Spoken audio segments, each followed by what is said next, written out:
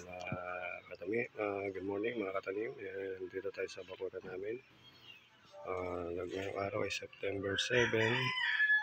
Nagtry po tayong gumawa. Nagpatuyo ng kamyas para gawin binhi. Binhi. Ito kamyas, binhi. At gumawa rin tayo ng binhi ng ube. Ayan, 5 piraso. Tatanim natin to sa farm. Pag nakapasyal tayo ngayon, ay papausbongin natin dito kung ilang araw bago simulan ng usbong. Yan po, 5 piraso. Hiningi po natin yan kay kapitbahay sa mga Guarino family.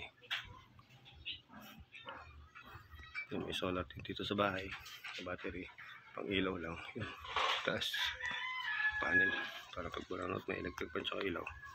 Yan po, tignan po natin yung ating tanim na itatanim na ube. Happy farming mga katanim. Maraming salamat po.